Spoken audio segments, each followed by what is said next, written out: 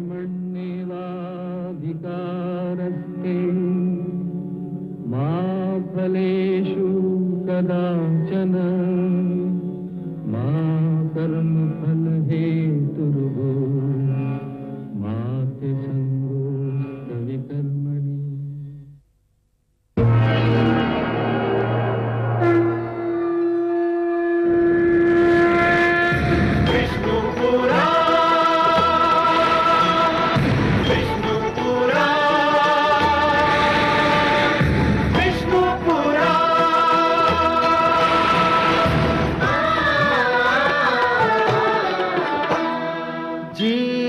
ज्ञान ब्रह्म ज्ञान अथ श्री विष्णु पुराण ओम की कथा महान जय श्री विष्णु पुराण विष्णु पुराण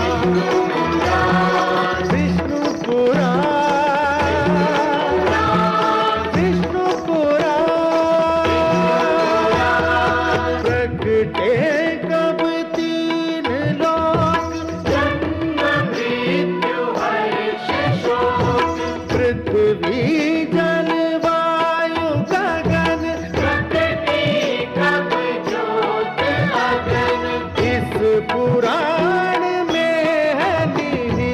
जप तप और योग ध्यान विष्णु पुराण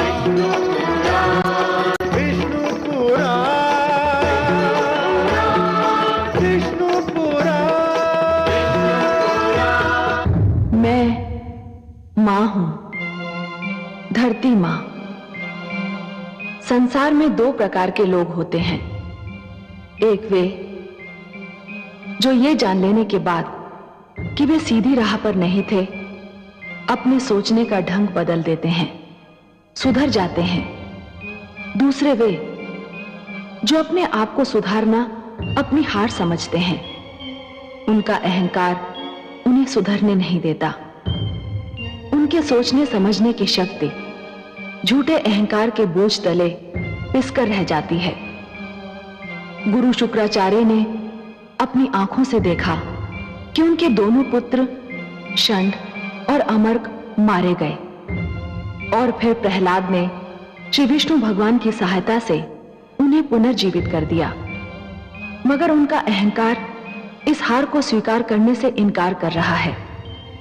जब उनकी ये दशा है तो हिरण्यकशिपु से ये आशा रखना ही व्यर्थ है कि वो प्रहलाद को सच्चा मान लेगा, क्योंकि वो तो अहंकार गुरु शुक्राचार्य से भी आगे है। गुरु शुक्राचार्य तो केवल भगवान श्री विष्णु के बैरी हैं, किंतु हिरण्यकशिपु तो स्वयं को भगवान मनवाने पर अड़ा हुआ है। देखना यह है कि अपनी इस हार का वो किस प्रकार सामना करता है।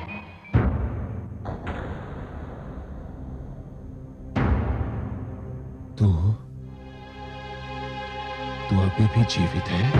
हाँ पिताश्री, भगवान विष्णु की कृपा से मैं बच गया। किंतु मैं आपसे ये पूछता हूँ कि आपके आज्ञा अनुसार मेरा वध हो जाता तो क्या आप मुझे पुनर्जीवित कर सकते थे? बंद कर अपना प्रलाप। गुरुदेव कहाँ है? कहाँ है गुरुदेव? मैं यहाँ हूँ दैत्येंद्र। ये मैं क्या देख रहा हूँ गुरुदेव? षंड और अमर के निर्जीव स्वर, आपका पहली बार झुका हुआ सिर, और ये जीवित दुष्ट प्रहलाद, ये मैं क्या देख रहा हूं गुरुदेव? कहीं मैं स्वप्न तो नहीं देख रहा? नहीं वत्स हिरण्यकशिपु, ये सत्य है, अत्यंत कटु सत्य। मैंने कृत्या क्रिया द्वारा प्रहलाद का अंत करना चाहा था, परंतु राक्षसी कृत्या ने उल्टे मेरे दोनों पुत्रों षंड और अमर को मार डाला। किंतु ये दोनों तो जीवित हैं गुरुदेव, ये दोनों तो जीवित हैं। यही तो खेद और लज्जा का विषय है। मेरे दोनों पुत्रों का जीवन तुम्हारे विरोधी पुत्र प्रहलाद की दया का दान है। मेरी शक्ति तुम्हारे पुत्र की शक्ति के समक्ष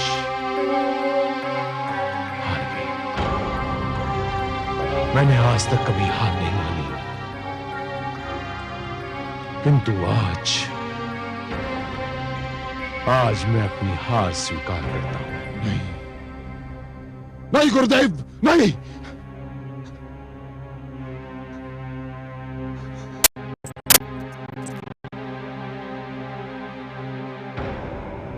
ये नहीं हो सकता, ये नहीं हो सकता, मैं ऐसा नहीं होने दूंगा, ऐसा कदापि नहीं होने दूंगा। तेरे विष्णु ने मेरे भाई को छीना, मेरी बहन को छीना और अब मेरे गुरुदेव को छीन लिया तेरे विष्णु ने।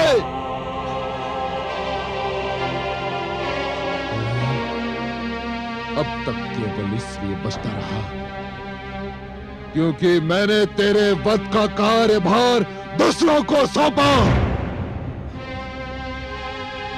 क्योंकि मैं तेरे रक्त से अपने हाथ नहीं रंगना चाहता था, किंतु अब ये अशुभ कार्य मुझे स्वयं करना होगा। नहीं, स्वामी छोड़ दीजिए मेरे पुत्र को। हट जाइए, नहीं स्वामी, हट जाइए।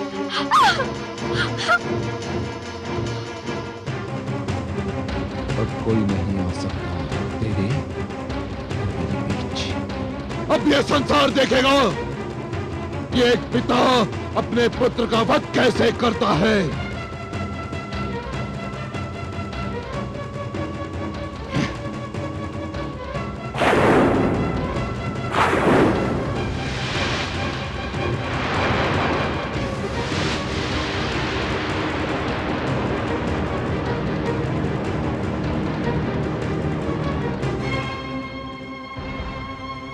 मैं इस आसुरी खड़क से तेरा शीश उतारूंगा,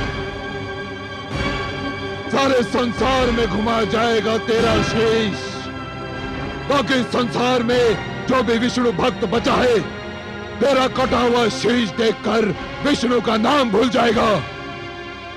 मैं यहां बैठे सबको चेतावनी देता हूं कि कोई मेरे और इस दुष्ट के बीच आने का साहस न करे।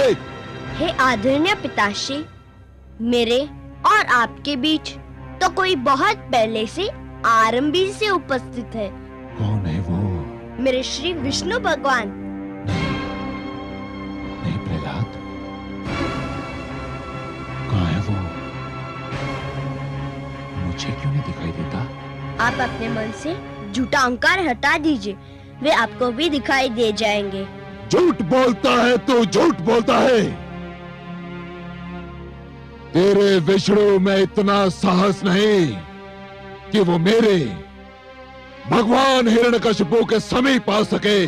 समीप नहीं पिताश्री, वे तो आपके भीतर भी है, बस आप देखने का प्रयत्न नहीं करते।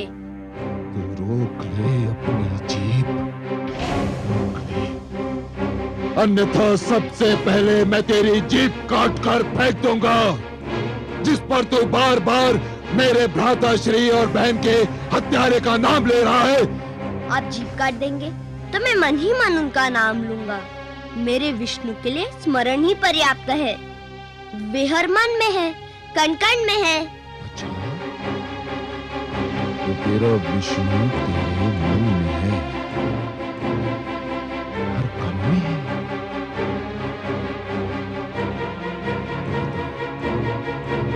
तेरा विष्णु स्लोस्तंभ में है?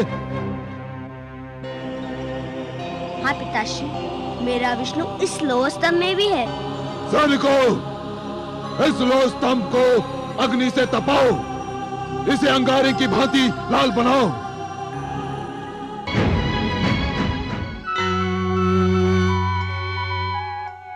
विष्णुलोक में आपका स्वागत है आदि प्रजापति।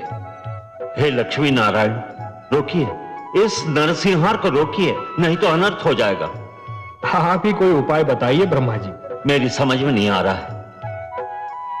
मैंने प्रहलाद के भाग्य लेख में उसे हिरण्यकशिपु के हाथों मारा जाना नहीं लिखा है। दूसरी ओर मैंने हिरण्यकश्यप को भी ऐसा वरदान दे रखा है कि वो मर नहीं सकता। इसीलिए मैंने सदैव यही कहा है, हे ब्रह्मा, कि वरदान देने से पहले यह अवश्य सोच लेना चाहिए कि वरदान किसे दिया जा रहा है, क्यों दिया जा रहा है। जिसे यह वरदान दिया जा रहा है वो व्यक्ति इस वरदान का पात्र है भी या नहीं, और यदि है भी तो क्या वो उस वरदान का उचित उपयोग करेगा या नहीं। वो उस वरदान को आत्म सुख का उपहार मानेगा या दूसरों को दुख देने का शस्त्र। हे ब्रह्मा, जिस प्रकार शिशु के हाथ में खड्ग थमा देना अनदेखे संकट को निमंत्रण देना है, उसी प्रकार एक दुष्चरित्र व्यक्ति को वरदान दे देना अपने लिए और सृष्टि के लिए घातक घटनाओं को निमंत्रण देना है। आप सत्य कहते हैं, पर धनुष से बाण निकल चुका है। वरदान तो मैं दे चुका हूं, अब क्या हो सकता है। आपको कुछ तो करना ही होगा। मेरे वरदान के अनुसार हिरण्यकश्यपु न दिन में मर सकता है न रात में, न घर के भीतर मर सकता है न घर के बाहर, न धरती पर मर सकता है न आकाश में, न कोई पशु से मार सकता है न मानव अथवा देवता, न कोई अस्त्र उसकी मृत्यु का कारण बन सकता है और न ही शस्त्र।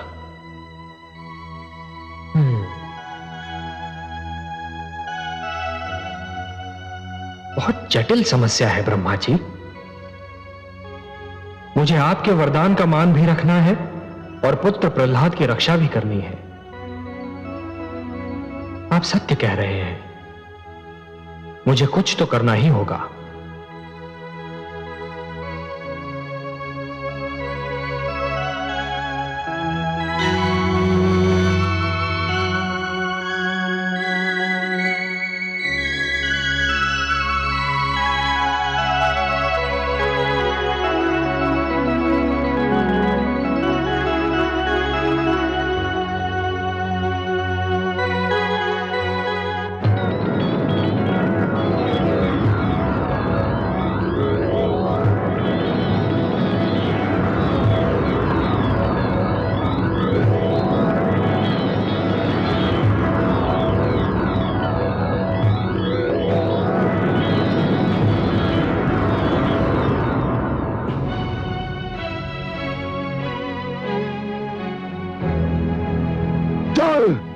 नहीं स्वामी, मत ले जाइए मेरे लाल को, छोड़ दीजिए उसे, क्षमा कर दीजिए, मत ले जाइए उसे, क्षमा कर दीजिए स्वामी, मत ले जाइए, मत ले जाइए, मत ले जाइए।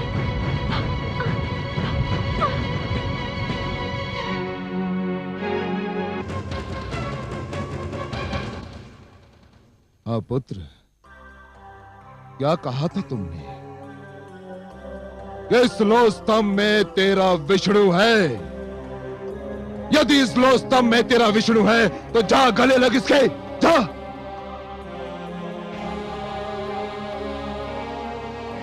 आगे बढ़ दुष्ट, अपने विष्णु का आलिंगन कर, जा।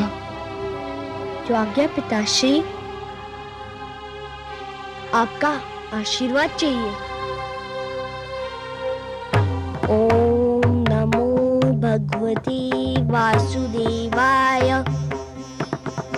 ओम नमो, ओम नमो।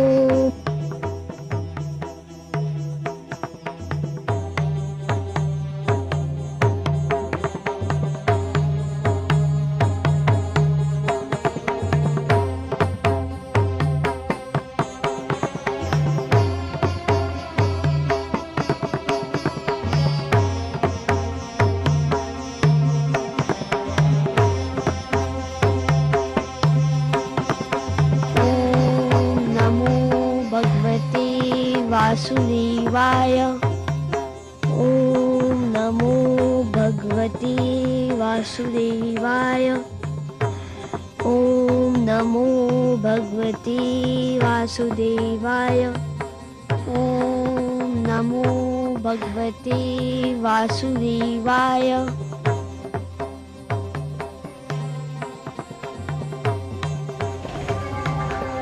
मैं अपने विष्णु के गले लग गया पिताश्री। धूर्त कपटी, अवश्य तेरे पास मायावी शक्तियां हैं जिसकी सहायता से तूने इस लौह स्तंभ को ठंडा कर दिया। सैनिकों, बांध दो इसे इसी खंबे से। आज मैं इसके प्राण लेकर ही दम लूंगा। बांध दो इसे।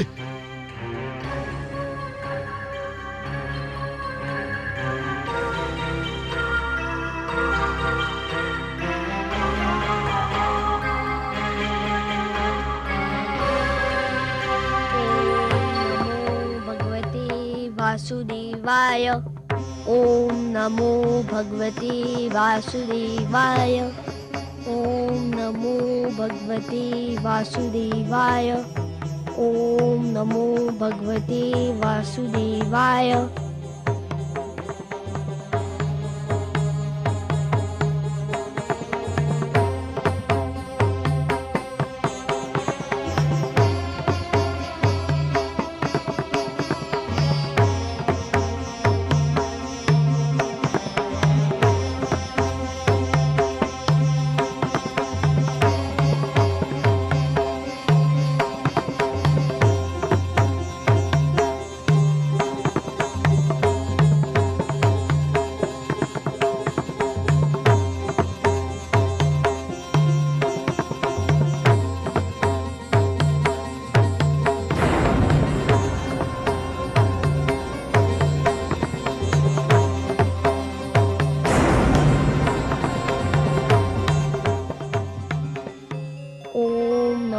भगवते वासुदेवाय।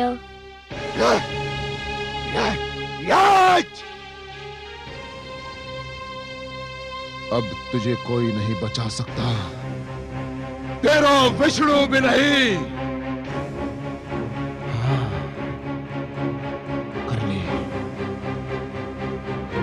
कर ले अपने विष्णु का मन भर के स्मरण कर ले। यदि तेरे कथनानुसार इस स्तंभ में विष्णु है तो सकते कि वो बाहर निकलकर तुझे दर्शन दे और तेरे वध का दृश्य भी देखे।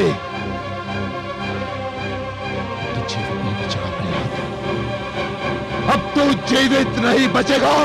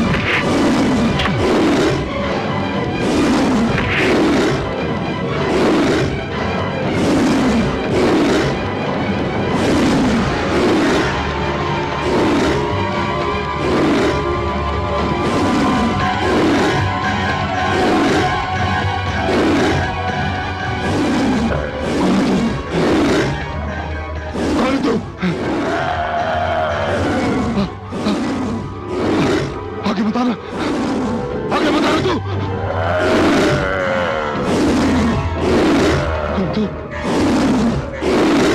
कौन है तू? आगे बताना, आगे बताना तू।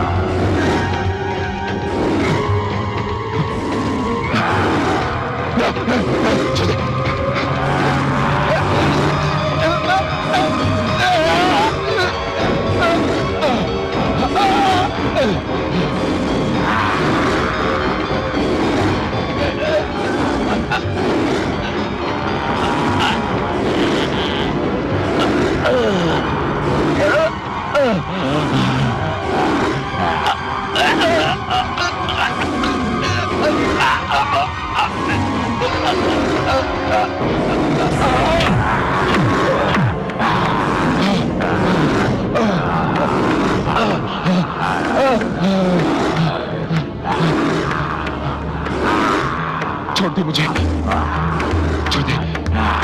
कौन है तू? मैं तेरी मृत्यु हूं धूर्त, तेरा काल। नहीं, ये नहीं हो सकता। मैं नहीं मर सकता। मैं भगवान हिरण्यकशिपु हूं, मैं नहीं मर सकता। क्यों नहीं मर सकता दुष्ट? क्या तूने किसी माता के गर्भ से जन्म नहीं लिया है?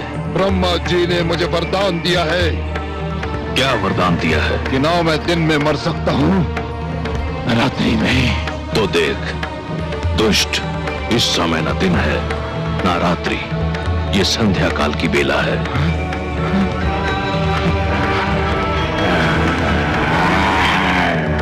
ना मैं घर के भीतर मर सकता हूं, ना घर के बाहर। तू न घर के भीतर है न घर के बाहर, तू इस समय चौखट पर है।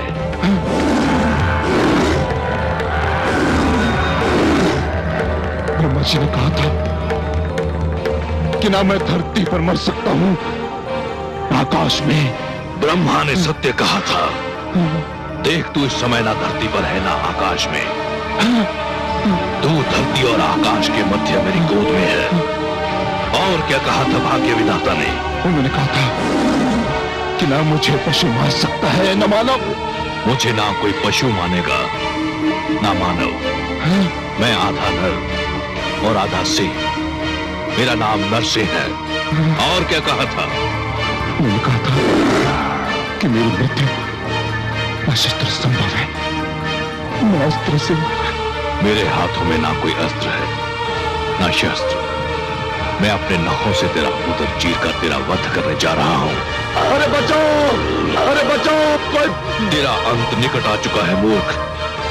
तू बच जाता तो एक ऐसी परंपरा का जन्म होता जो समस्त सृष्टि के लिए अनर्थकारी सिद्ध होती। पिता जन्मदाता है, यदि वही अपने पुत्र का वध करने लग जाए तो सृष्टि का क्या होगा? बचाओ।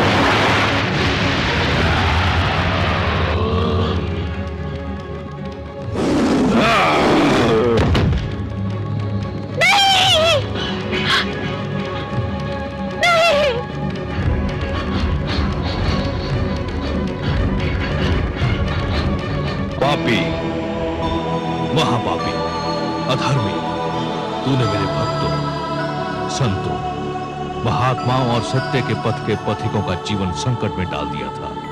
मेरी ही इच्छा से प्रहलाद जैसे भक्त का जन्म असुर कुल में हुआ, ताकि तेरे अभिमान को तेरा ही रक्त ललकारे और संसार को यह ज्ञान भी हो कि असुरों में भी महापुरुषों का जन्म संभव है। हे नराधम, तूने ब्रह्मा से छल द्वारा एक वरदान क्या मांग लिया? तूने वास्तव में यह समझ लिया कि तुझे मृत्यु से मुक्ति मिल गई। मूर्ख, परमेश्वर के अतिरिक्त जन्म और मृत्यु के चक्र से कोई मुक्त नहीं है। तेरे मन में यह भ्रम समा गया कि तू श्रेष्ठ है, तू सर्वशक्तिमान है। हे दुर्बुद्धि, हे दुर्मते, केवल ईश्वर श्रेष्ठ है। ईश्वर, केवल ईश्वर सर्वशक्तिमान है, केवल ईश्वर सर्वशक्तिमान है।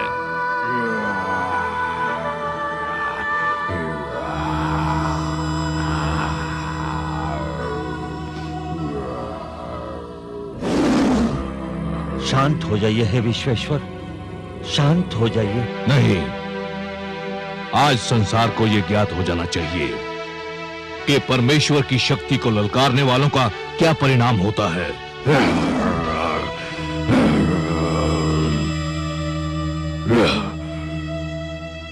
हे जनार्दन, हे लक्ष्मीपति, दुष्ट हिरण्यकश्यप अपने परिणाम को पहुंच गया है। अब अपना क्रोध रोक लीजिए। नहीं, अभिमानियों को यह ज्ञात हो जाना चाहिए कि उनका अभिमानी सिर किस प्रकार पैरों तले रौंदा जाता है।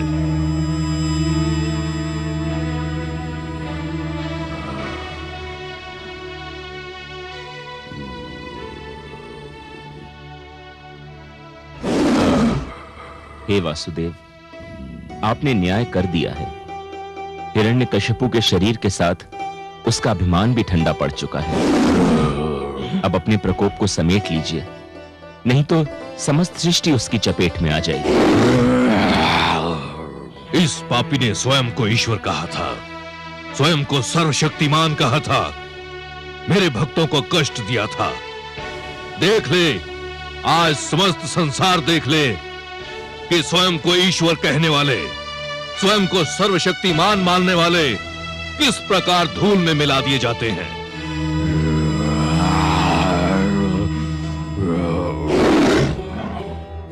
हे दया निधान, हे कृपा सागर, हे करुणा सिंधु, मैं जानती हूँ जब मानवता पे कोई संकट आता है, जब कोई आपके भक्तों को सताता है, तब आपके मन में क्रोध का ज्वार उमड़ता है।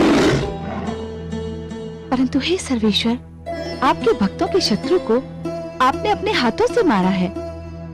अब तो आप शांत हो जाइए। कैसे शांत हो जाऊं? अधर्म को कैसे सहन कर लूं?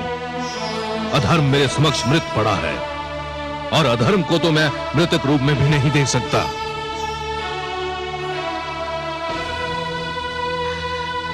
पुत्र,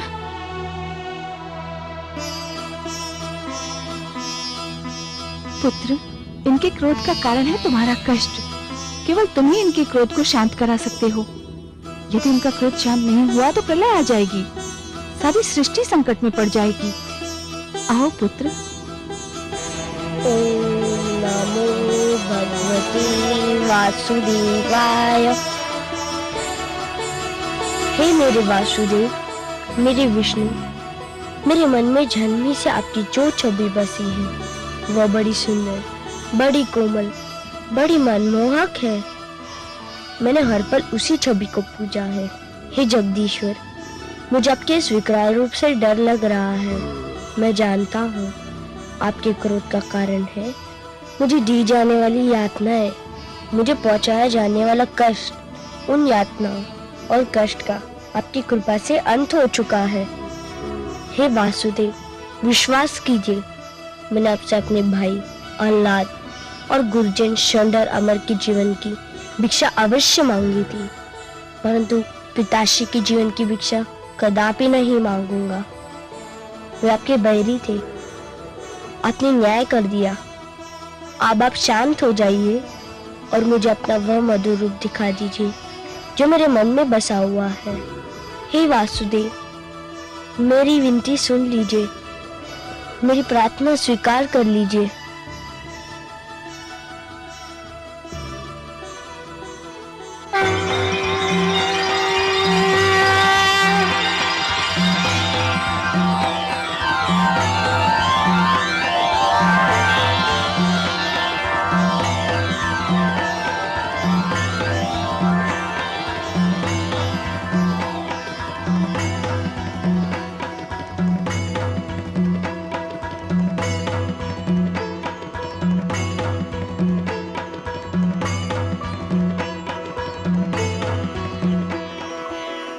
तुम धन्य हो पुत्र, तुम धन्य हो। तुमने असुरों के बीच भक्ति की सुगंध फैलाई। तुमने दानवता के अंधकार में सत्य का दीप जलाया। तुमने असभ्यता की इस कीचड़ में सभ्यता का कमल खिलाया। तुमने इतनी छोटी आयु में मेरी राह में इतने सारे कष्ट सहे, परंतु अपने धैर्य का साथ नहीं छोड़ा। तुमने सबको यह दिखा दिया कि एक गुरु कैसा हो, शिष्य कैसा हो, शिक्षा कैसी हो। मैं तुमसे अत्यंत प्रसन्न हूं पुत्र प्रहलाद, अत्यंत प्रसन्न हूं। तुम मेरे परम भक्तों में गिने जाओगे। जब तक ये समस्त संसार रहेगा, कोई भी तुम्हारा नाम कदापि नहीं भूल पाएगा।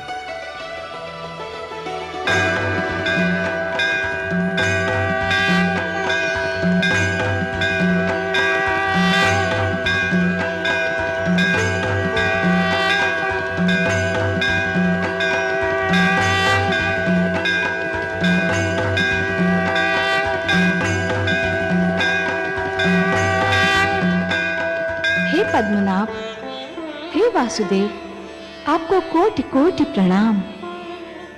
आपकी कृपा से पुनः एक बार सत्य की विजय हुई, पापी का अंत हुआ, पाप का नाश हुआ।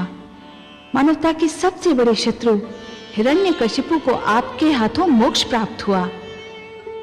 महादेवी, मानव मेरी सबसे प्रिय रचना है। यह धरती तो मुझे स्वर्ग से भी अधिक सुंदर लगती है।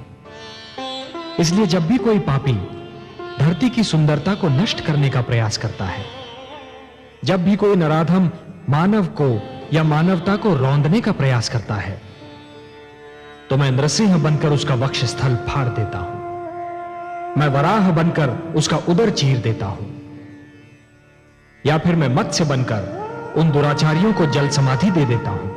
आपकी इस कृपा के लिए मानव और धरती के साथ साथ मैं भी आपके आभारी हूं कमल नयन। जिस प्रकार आपने पुत्र प्रहलाद की रक्षा की, सारे संसार की माताओं की ओर से मैं आपको धन्यवाद देती हूँ। महादेवी, जिस प्रकार संतान को दूध पिलाने के लिए किसी माता को धन्यवाद नहीं दिया जाता, जिस प्रकार परिवार का पालन पोषण करने के लिए पिता को धन्यवाद नहीं दिया जाता, और जिस प्रकार फल देने के लिए वृक्ष को धन्यवाद नहीं दिया जाता, उसी प्रकार अपने भक्तों की रक्षा करने के लिए मेरा भी धन्यवाद देने की कोई आवश्यकता नहीं है महादेवी। मैं तो पिता हूं, सर्वेश्वर हूं, और यह समस्त विश्व मेरा परिवार है। भक्त प्रहलाद तो मेरा एक महान भक्त है महादेवी, और अपने भक्तों से मैं इतना अधिक प्रेम करता हूं कि कदाचित स्वयं अपने आप से नहीं करता। सत्य है कमल नयन, इसीलिए तो हिरण्यकशिपु पर आपके क्रोध का स्मरण करके मुझे अभी भी रोमांच हो रहा है। महादेवी, एक पापी, एक अत्याचारी कभी भी मेरी दया का पात्र नहीं हो सकता। हिरण्यकशिपु के पापों का घड़ा मेरे भक्तों से रक्त से भर रहा था। कोई भी दिन ऐसा नहीं था जिस दिन उसने मेरे भक्तों की हत्या न की हो। जिस क्रूरता से उसने विष्णु नाम के बालक की हत्या कर दी, उसी क्रूरता से मैंने भी उसका वध कर दिया। आपको उस पापी के लिए कैसा भयानक रूप धारण करना पड़ा था? महादेवी, अपने भक्तों की रक्षा करने के लिए मैं कोई भी रूप धारण कर सकता हूं। जैसे आज नृसिंह अवतार धारण करके मैंने उस पापी हिरण्यकशिपु का वध कर दिया, जो स्वयं अपने ही पुत्र का वध करना चाहता था, केवल अपने पाखंड की रक्षा करने के लिए। अपने स्वार्थ, अपनी महत्वाकांक्षा के सामने वो ना तो राजधर्म को निभा पाया, न एक पति के धर्म को, और ना ही पिता के धर्म को। मैंने उसके वंश में प्रहलाद जैसे बालक को जन्म दिया।